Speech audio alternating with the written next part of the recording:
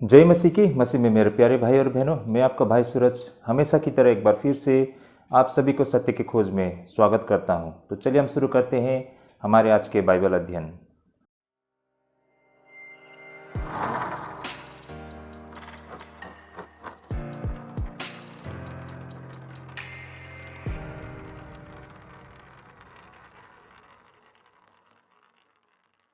तो एक बार फिर से स्वागत है भाई और बहनों हमारे सत्य की खोज में।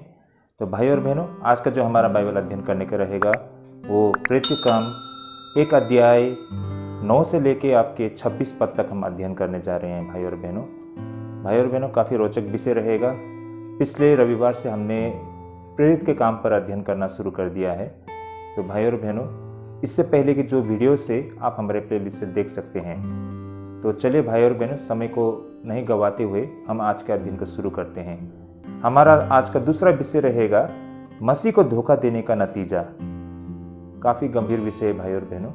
यीशु मसीह को, परमेश्वर को धोखा देने का उसका क्या नतीजा होता है, इस पर हम आज चर्चा करेंगे। तो भाई और बहनों, सबसे पहले हम वचन को पढ़ लेते हैं। तो यहाँ पर वचन रहेगा प्रेरित के काम 1 अध्याय 12 से लेके 20 पद तक में। आइए हम इसे पढ़ना शुरू करते हैं। मैं इसे पढ़ना चाहूँगा, आप लोग अपने अपने बाइबल देख सकते हैं। जब वे जैतून नाम के पहाड़ से जो यरूशलेम के निकट एक सब्बत के दिन की दूरी पर है यरूशलेम को लौटे, और जब वहाँ पहुँचे तो उस अटारी पर गए जहाँ पतरस और यूहन्ना और याकूब और आंद्रेस और फिलिप्पुस और थोमा और बरतुलमै और मत्ती और हल्फाई के पुत्र याकूब और सिमोन जेलेतोस और याकूब का पुत्र यहूदा रहते थे। ये सब कई स्त्रियों और यीशु की माता मरियम और उसके भाइयों के साथ एकचित होकर प्रार्थना में लगे रहे। और उन्हीं दिनों में पतरस भाइयों के बीच में, जो 120 व्यक्ति के लगभग इकट्ठे थे, खड़ा होकर कहने लगा, हे भाइयों, अवश्य था कि पवित्र शास्त्र का वो लेख पूरा हो जो पवित्र आत्मा ने दाऊद के मुंह से यहूदा के विषय में, जो यीशु के पकड़ने वालों का अगुवा था, पहले से कही थी। क्योंकि वो तो हम में गिना गया और इस सेवकाई में सहभागी हुआ। उसने अधर्म की कमाई से खेत मोल लिया और सिर के बल गिरा और उसका पेट फट गया और उसकी सब आंद्रियां निकल पड़ी। और इस बात को यरूशलेम के सब रहने वाले जान गए, यहाँ तक कि उस खेत का नाम उनकी भाषा में हकलदमा अर्थात लहू का खेत पड़ गया। क्योंकि भजन संहिता में लिखा है कि उसका घर उजड़ जाए और उसमें कोई ना बसे और उसका पद कोई दूसरे ले ले। ओके, आमेन। तो भाई और बहनों, ये रहा हमारा आज का दूसरा विषय, मसीह को धोखा देने का नतीजा। अब ये धोखा देने वाले जिसको आधार बनाया है वो कौन है, आप लोग समझ गए होंगे भाई और बहनों ना।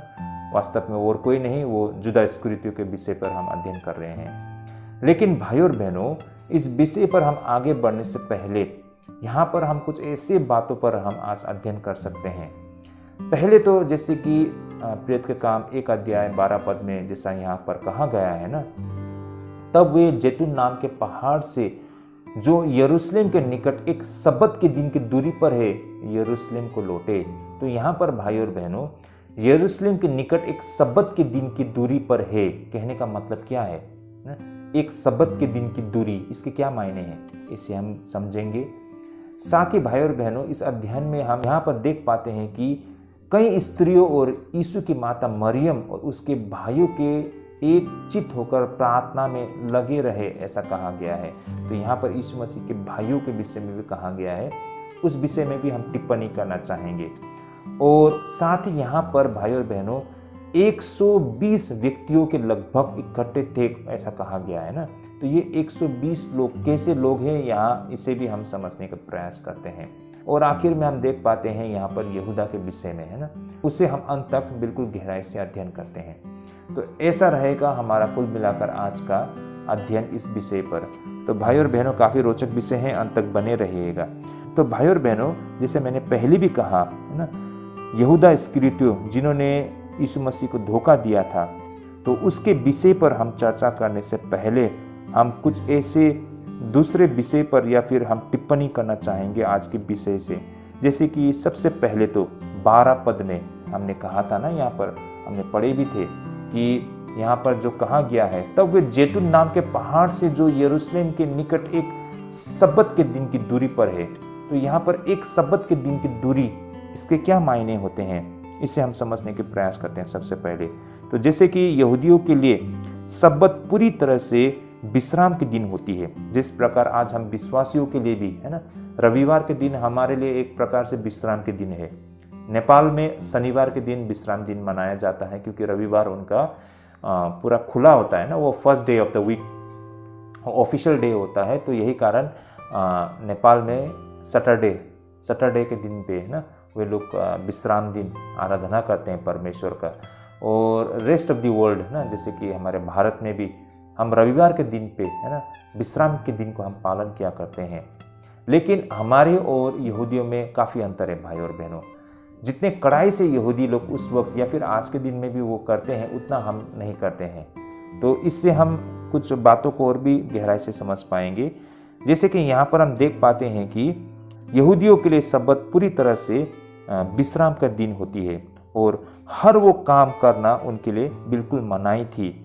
यही कारण मैं कह रहा था कि हम विश्वासियों के लिए और यहूदियों के लिए जो विश्राम दिन है, जिस तरह से हम पालन करते हैं, उसमें बहुत अंतर है। यहाँ पर यहूदियों के लिए हर वो काम करना विश्राम दिन में बिल्कुल मनाही थी। इतना कि कोई भी व्यक्ति को 2000 इंच से ज़्यादा, 2000 इंच याद रखिए, 2000 इंच से ज़्यादा सब्त के दिन पर यात्रा करने पर उन्हें बिल्कुल मनाही थी। तो यही कारण भाई और बहनों, यहाँ पर ये जो 2000 इंच कहा गया है, इसका मतलब ये है कि आधी मील की दूरी ना, आधी मील की दूरी, आधी मील कहे तो पकड़ लीजिए शायद 600 मीटर ऐसा आसपास होती होगी, 600-700 मीटर होती होगी।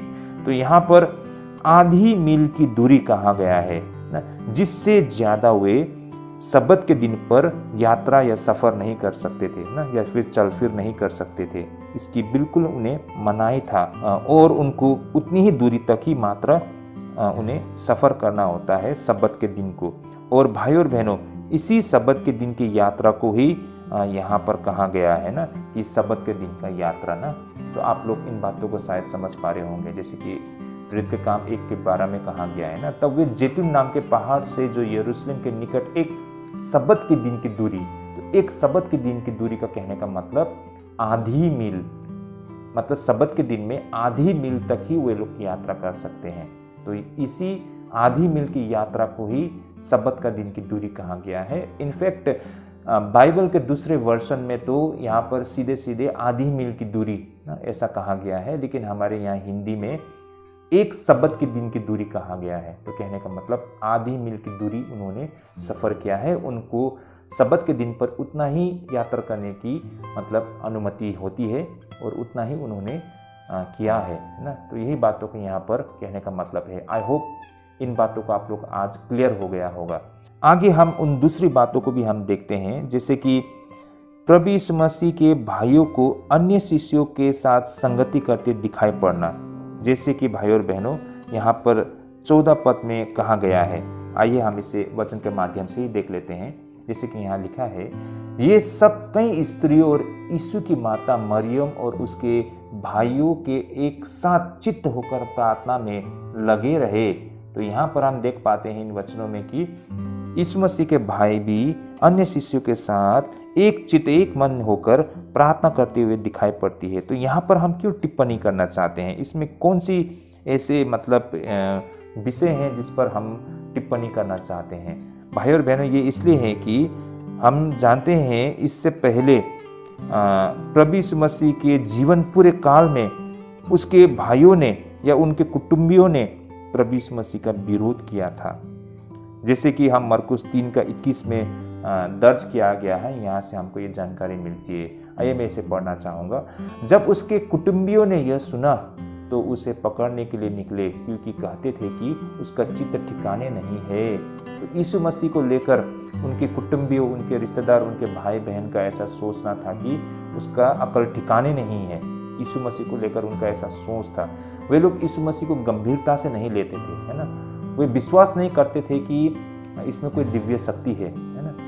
तो वे लोग बिल्कुल हल्के से लेते थे और बहुत सारे धार्मिक संसार के लोग उनका विरोध किया करते थे।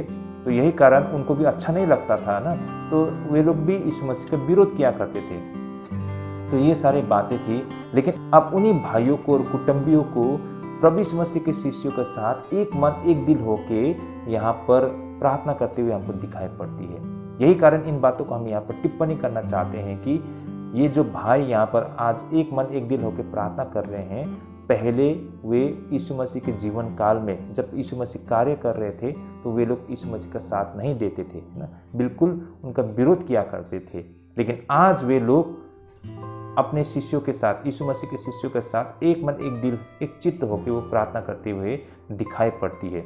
तो भाई और बहनों, ऐसा क्यों है? भाई और बहनों, ये स्पष्ट है कि प्रभु यीशु मसीह के मृत्यु ने उनकी आंखें खोल दी और उनकी दिलों को बिल्कुल छू लिया हो। जैसे कि बहुत सारे ऐसे लोग, अन्य लोगों की तरह यीशु के मृत्यु ने उन्हें भी, यानी कि यीशु मसीह के कुटुंबियों को भी हिला कर रख दिया हो, है ना। और उन्हें एहसास हो गया, वे लोग जान गए कि वास्तव में यीशु मसीह था। यही कारण आज वे यीशु मसीह के चेले के साथ एक हो गए थे। आगे हम यहाँ पर इस पंक्ति में शिष्यों की संख्या लगभग 120 बताई गई है। इस पर भी हम कुछ टिप्पणी करना चाहते हैं। जैसे कि यहाँ पर 15 पद में भाई और बहनों, आइए इन वचनों को हम एक बार रखना चाहेंगे। जैसे कि यहाँ लिखा है, और उन्हीं दिनों में पतरस भाइयों के बीच में जो 120 व्यक्ति के लगभग इकट्ठे थे खड़ा होकर कहने लगा। तो देखिए भाई और बहनों, यहाँ पर हम देख पाते हैं 120 व्यक्ति के लगभग इकट्ठे थे, ऐसा यहाँ पर कहा गया है ना। तो भाई और बहनों, यह नए नियम के सबसे उत्साहजनक बातों में से एक कहा जाता है। कारण भाई और बहनों, यहाँ पर प्रभु यीशु मसीह के लिए 120 लोग तैयार थे, लेकिन भाई और बहनों, इसमें बहुत कम संभावना है कि उनमें से कोई भी अपने जीवन में कभी भी फिलिस्तीन की सीमाओं के बाहर गए होंगे। कहने का तात्पर्य, वे लोग बिल्कुल साधारण लोग थे भाई और बहनों। जिस 120 लोगों को तैयार किया गया है भाई और बहनों, यहाँ पर ना जो 120 लोगों को जो चुना गया है प्रभु का सेवा करने के लिए, वे लोग बिल्कुल साधारण व्यक्ति है ना। उनके बैकग्राउंड से हमें पता चलता है। तो भाई और बहनों, यहाँ पर फिलिस्तीन, यानी कि फिलिस्तीन में उस वक्त ऐसा माना जाता है कि लगभग 40 लाख यहूदी रहा करते थे। तो भाई और बहनों, इसका मतलब ये 120 शिष्यों का 30,000 में एक से कम ईसाई का होना है। मेरी बातों को आप लोग समझ पा रहे होंगे। फिलिस्तीन में उस वक्त 40 लाख यहूदी रहा करते थे, और इस 120 शिष्यों को 40 लाख के साथ अगर हम कैलकुलेट करके देखते हैं तो हमें समझ में आता है कि प्रति 30,000 यहूदी पर एक शिष्य मात्र मतलब उनके लिए तय किया गया था। तो देखा जाए तो यहाँ पर हमारा कहने का मतलब ये है कि ये 120 ये बहुत ही छोटा संख्या है ना, बहुत ही छोटा सा संख्या है। ऊपर से ये 120 बिल्कुल साधारण लोग ना, जिसे बाहर जाने के लिए ना, सुसमाचार के साथ बाहर जाने और पूरी दुनिया में प्रचार करने के लिए कहा गया था। तो भाई और बहनों, इससे हम और आप, हमारे लिए क्या संदेश है? भाई और बहनों, हम भी उन्हीं की तरह अपने सेवकाई में, है ना, जब हम अपना काम करते हैं अपने व्यवसाय में ना, चाहे हम दुकानदारी करते हैं, चाहे हम किसी फैक्ट्री में काम करते हैं, हम किसी संस्था के कर्मचारी हैं, या फिर हम नौकरी पेशा करते हैं, चाहे कुछ भी कार्य हम करते हैं, हम किसी भी प्रोफेशन से जुड़े हुए हैं, है ना, हम भी इन 120 लोगों की तरह बहादुरी से अपने सुसमाचार को फैलाने का कार्य हमें करना होता है। भले ही ये छोटा सा शुरुआत ही क्यों ना हो, जहां से आगे सुसमाचार का फैलने का कारण बन जाती है। भाई और बहनों, ये 120 एक नज़र से देखें तो बिल्कुल छोटा सा एक नंबर है ना, बहुत छोटा सा नंबर, मात्र 120। ऊपर से बिल्कुल साधारण लोग, लेकिन परमेश्वर उनके साथ खड़े थे, है ना, परमेश्वर का अगुवाई था। तो भाई और बहनों, ये 120 भी बहुत कुछ कर सकते हैं, और यही 120 लोगों के कारण के वजह से ही भाई और बहनों, आज संसार में सबसे अधिक जो विश्वासी है वो ईसाई लोग हैं भाई और बहनों, है ना। यीशु मसीह में विश्वास करने वाले लोग दुनिया में सबसे अधिक लोग होते हैं, मुसलमान से भी अधिक, है ना। दुनिया में सबसे ज़्यादा क्रिश्चियन लोग पाया जाता है, ऐसा कहा जाता है भाई और बहनों। ऐसा क्यों संभव हो पाया है? ऐसे एक साधारण 120 लोगों के कारण, है ना भाई और बहनों। हो सकता है वे लोग साधारण 120 लोग होंगे, लेकिन प्रभु उनके साथ था ना। एक एक बंदा लाखों पर भारी हो सकता है। तो भाई और बहनों, इससे आप और हमें भी यही प्रेरणा मिलती है कि हो सकता है हम अपने इलाके में, अपने जगह में हम अकेले विश्वासी हो, है ना, लेकिन भाई और बहनों प्रभु हमारे साथ है, हमें प्रभु में विश्वास है और प्रभु का इच्छा को हम पूरा करने के लिए हम उत्सुक है। तो प्रभु हमें अगुवाई करता है और भले ही हम अकेले क्यों ना हो, हम बहुत कुछ कर पाते हैं। हमने देखा भी है बहुत सारे परिवार में वो अकेले हैं विश्वासी, लेकिन उसकी आस्था, उसकी मेहनत के वजह से परमेश्वर उनको आशीष करती है और उनका परिवार भी आने वाले समय में सब विश्वास में आ जाते हैं ना। धीरे धीरे अपने गांव पर भी उनका प्रभाव बनता है। तो भाई और बहनों, अगर हम थोड़े भी हो क्यों ना, अगर प्रभु हमारे साथ है तो हर चीज़ संभव है। तो ये बातें हमको यहाँ पर समझ में आती है। आगे हम यहूदा के अंत के विषय में हम देख पाते हैं। यहाँ पर यहूदा को मरने के तरीके के विषय में बिल्कुल अनिश्चित हमें दिखाई पड़ती है, लेकिन अगर हम मत्ती रचित सुसमाचार में देखते हैं तो यहाँ पर बिल्कुल स्पष्ट तरीके से यहाँ पर बताई गई है कि यहूदा ने आत्महत्या को किया था, जिसे हम 27 का 3 से लेकर 5 पद में हम देख पाते हैं। आइए भाई और बहनों, यहाँ पर इसे हम पढ़ना चाहेंगे। जैसे कि यहाँ पर लिखा है, जब उसके पकड़वाने वाले यहूदा ने देखा कि वह दोषी ठहराया गया है तो वह पछताया और वे 30 चांदी के सिक्के महायाजकों और पुण्यों के पास फेर लाया और कहा, मैंने निर्दोष को घात के लिए पकड़वा कर पाप किया है। उन्होंने कहा, हमें क्या, तू ही जान। तब वह उन सिक्कों को मंदिर में फेंक कर चला गया और जाकर अपने आप को फांसी दी। तो यहाँ से हमें स्पष्ट मिलता है, बहुत कुछ जानने को मिलता भी है हमें यहाँ पर कि यहूदा इस्करियोती ने उसने वो पछताया है कि उसने जो गलती किया, जो गुनाह किया है, बहुत बड़ा गुनाह कर बैठा है उसने, है ना। और इस वजह से वो बहुत ही दुखी था और अंततः उसने आत्महत्या कर ली। तो ये बिल्कुल स्पष्ट है और हम में से हर कोई इस बात को ही सच मानते हैं, है ना। लेकिन यहाँ पर जो प्रेत के काम में कहा गया है ना, ये थोड़ा अजीब लगता है ना, सुनने में समझ में नहीं आती है। तो भाई और बहनों, इसका प्रॉपर एक्सप्लेनेशन नहीं है हमारे पास कि वास्तव में ऐसा क्यों लिखा गया है यहाँ पर, इसके क्या मायने हैं, तो हम नहीं जानते हैं। इस पर हम ज़्यादा गहराई से चर्चा नहीं करेंगे कि जिस विषय में हम नहीं जानते हैं। और ये एक बहुत ही कंट्रोवर्शियल बातें हैं कि किस तरह यहूदा का यहाँ पर ना मृत्यु हुई थी इस विषय को लेकर। लेकिन हम अगर मत्ती में देखते हैं तो साफ साफ कहा गया है कि उसने आत्महत्या की थी ना, उसने अपने आप को फांसी लगा लिया था। तो भाई और बहनों, इसे ही हम ऑथेंटिक मानते हैं। बाकी ये जो प्रेत के काम में कहा गया है ना, जो यहूदा का मरने का जो प्रक्रिया, ये शायद अब तक तो हमें समझ में नहीं आती है और इस पर हम आगे ज़्यादा गहराई से चर्चा नहीं करेंगे भाई और बहनों। लेकिन भाई और बहनों, यहाँ पर हमेशा से आश्चर्य का विषय यह बना रहता है कि आखिर यहूदा ने यीशु को धोखा क्यों दिया था। और इस पर भाई और बहनों विभिन्न सुझाव सामने रखी जाती है। इसमें से कुछ सुझाव को आज हम आपके सामने भी रखना चाहेंगे। जैसे कि कुछ लोग मानते हैं कि इस्करियोट का अर्थ केरियोस का आदमी होती है।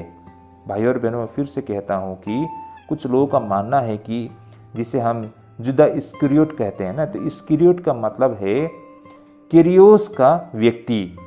और भाई और बहनों, अगर यदि ऐसा है तो वास्तव में अगर जो जुदा इस्करियोती था वो केरियोट का व्यक्ति था, तो प्रेरित के समूह में यहूदा ही एकमात्र एक ऐसा गैर गलीलियन था। भाई और बहनों, हम सब जानते हैं यीशु मसीह के चेलों में से आमतौर पर सारे लोग गलील के लोग थे।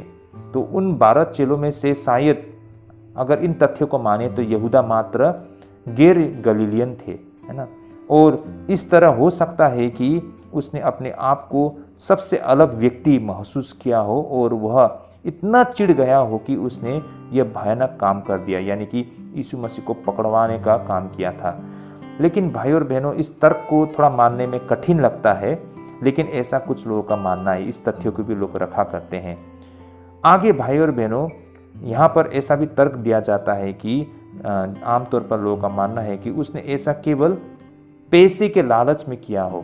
कहने का तात्पर्य यहूदा ने पैसे के लालच में ही यीशु मसीह को पकड़वाया हो, और अगर उसने लालच के लिए ही ऐसा कुछ किया हो, तो भाई और बहनों यह इतिहास का सबसे भयंकर सौदा था। ऐसा सौदा जिसने अपने ही गुरु, अपने ही परमेश्वर उसको बेच डाला था। भाई और बहनों, उसने अपने परमेश्वर को चांदी के 30 टुकड़ों में बेच दिया था। भाई और बहनों, इसलिए कहा जाता है कि दुनिया के सबसे ये भयानक सौदा होगा अगर ये बात सच है। और आमतौर पर लोगों का भी ज़्यादातर यही मानना है कि उसने पैसे का लालच में ही ये सब कुछ किया है।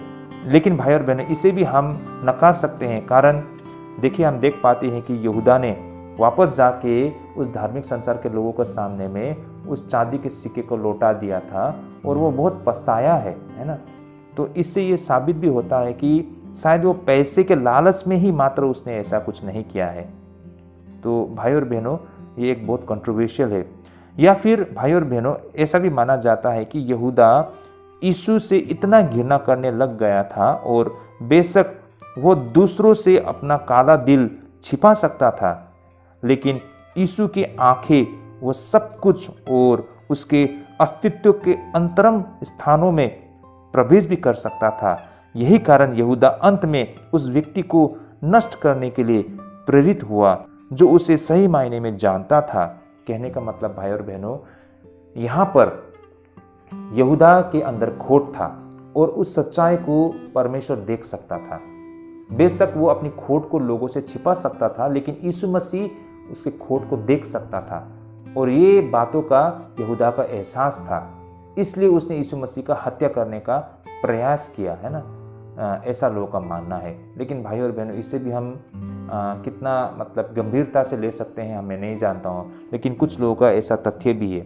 भाई और बहनों, एक और तर्क ये दिया जाता है कि इस्करियोत एक ग्रीक शब्द का एक रूप है जिसका अर्थ खंजर उठाने वाला होता है। ये खंजर उठाने वाले यानी कि हथियार उठाने वाले हिंसक राष्ट्रवादी का एक समूह होता है जो फिलिस्तीन को स्वतंत्र करने के लिए अभियान में थे, और वे इसके लिए किसी की भी हत्या कर सकते थे जरूरत पड़ने पर। तो भाई और बहनों, मेरी बातों को आप लोग समझ पा रहे होंगे, है ना। यहाँ पर कहा जाता है कि इस्करियोत, जुदा इस्करियोत, इस्करियोत का जो ग्रीक शब्द होता है ना, इसका मायने जो होता है ये होता है कि हथियार उठाने वाले, विद्रोही, है ना। हम सब जानते हैं कि उस वक्त वे लोग रोमी शासन के अधीन में थे और रोमियों से उनका संघर्ष चल रहा था, वे लोग विद्रोह कर रहे थे। तो एक प्रकार से यहाँ पर यह तथ्य दिया गया है कि जुदा इस्करियोत, इस्करियोत उसका नाम इसलिए पड़ा क्योंकि वो भी एक विद्रोही गुट का था, है ना, जिन्होंने अपना हथियार उठा लिया था रोमियों के साथ लड़ने के लिए, अपने जाति, अपने देश के खातिर, है ना। तो यही कारण उसे इस्करियोत कहा जाता है। और ये विद्रोही, एक नज़र से हम इसे देख सकते हैं जैसे कि हमारे देश में भी एक समय में हम अंग्रेजों के साथ लड़ रहे थे, है ना। तो शहीद भगत सिंह, तो उसी प्रकार का ये व्यक्ति ना, हथियार उठाने वाले लोग, है ना, या सुभाष चंद्र बोस जो हथियार उठाने वाले लोग, तो उसी तरीके से हम जुदा इस्करियोत को भी ले सकते थे। ये लोग विद्रोही थे ना, वे लोग संघर्ष कर रहे थे स्वतंत्र के लिए। तो भाई और बहनों, मेरा यहाँ पर कहने का मतलब ये था कि यहाँ पर इस जुदा इस्करियोत का भी यीशु मसीह को लेकर कुछ ऐसा ही सोच था। यही कारण भाई और बहनों, शायद यहाँ यहूदा इस्करियोत ने भी यीशु मसीह में वह व्यक्ति को देखा हो जो ऐसे राष्ट्रवादियों को फिलिस्तीन को स्वतंत्र और उन्हें विजय की ओर ले जाए। लेकिन जब उन्हें देखा कि यीशु ने इस तरह से करने को बिल्कुल मना कर दिया, तो वह उसके खिलाफ हो गया और उसकी कड़वी निराशा में उसने उसे धोखा दिया हो। तो भाई और बहनों, ऐसा कुछ होने की पूरी संभावना है, कुछ लोगों का ऐसा मानना है भाई और बहनों, है ना। जुदा इस्करियोत का यीशु मसीह को लेकर सोच बिल्कुल एक संघर्ष करने वाला, एक बिल्कुल ना हथियार उठा के विद्रोह करने वाला उनका सोच था भाई और बहनों, है ना।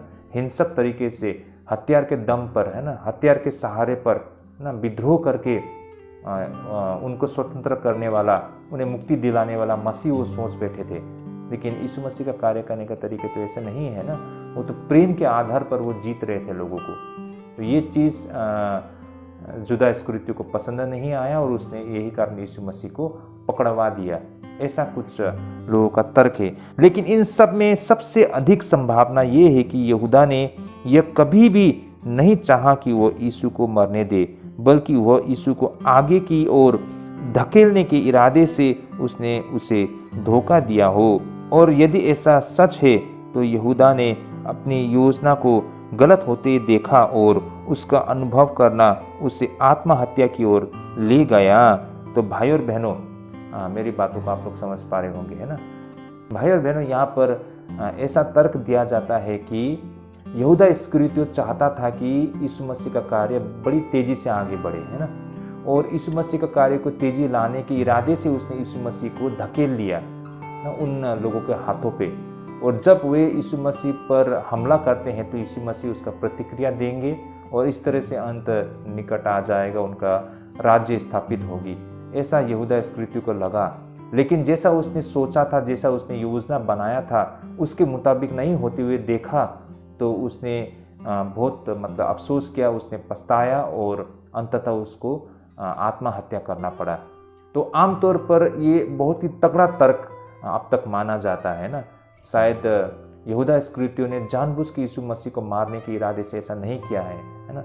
यही कारण जब यीशु मसीह को क्रूस में लटका दिया गया तो वो बहुत पछताया, है ना, और उसने वो चांदी के सिक्के को भी वापस लौटा दिया और इतना तक कि उसने जाके वापस आत्महत्या कर लिया।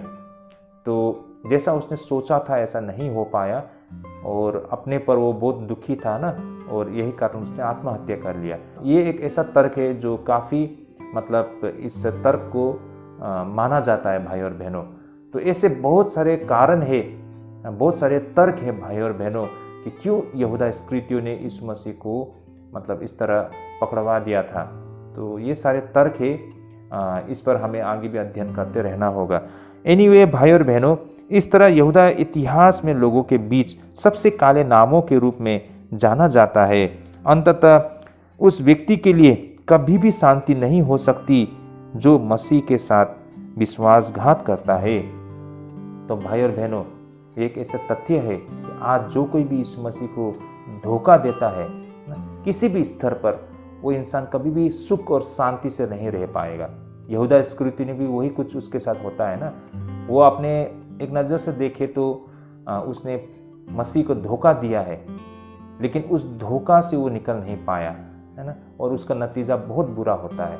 और आज भी जो कोई भी मसीह को धोखा देता है ना, मसीह के नाम से बपतिस्मा लेके मसीह के नाम पे उसने बहुत कुछ किया, लेकिन बाद में वो मुखर जाता है, फिर जाता है, अपने गवाही में चूक जाता है, तो नतीजा बहुत बुरा होता है भाई और बहनों। इस बात को हमें ख्याल रखना होगा। कुछ लोग होते हैं, है ना, वो वादा करते हैं, बपतिस्मा लेते समय वो प्रण लेते हैं, लेकिन भाई और बहनों जब मुसीबत सामने आती है तो वो सब कुछ छोड़ देता है। उसका साथ क्या होगा? ऐसे लोग ने तो मसीह को धोखा दिया है ना भाई और बहनों। तो इन बातों को आज हम यहाँ इस अध्ययन से समझ पाते हैं। काफ़ी रोचक है भाई और बहनों। आई होप इससे जो तथ्य, इन सारे बातों से हमें बहुत कुछ समझने में काफ़ी हद तक हमें फ़ायदा मिलती है। तो भाई और बहनों, आज के अध्ययन से ये सारी बातें हमने समझा है भाई और बहनों। होपफुली ये हमारे आत्मिक जीवन के लिए ढेरों आशीष लेके आएगी। और आज के लिए हम यहीं पे स्थगित करते हैं। हम अगले अध्ययन में फिर से प्रेरित के काम को अध्ययन करेंगे। तो आज के लिए हम यहीं पे स्थगित करते हैं। जो कुछ हमने आज सुना और सीखा है उसे हम इस पर अध्ययन करेंगे और भी अमल करेंगे, है ना, ताकि हम और भी आत्मिक रूप से आगे बढ़ सके। तो आज के लिए हम यहीं पे स्थगित करते हैं। अगले अध्ययन में जरूर जुड़िएगा। प्रभु आप सबको ढेरों आशीष करे। प्रभु आप सबको हमेशा अगुवाई करे। सभी को जय मसीह की।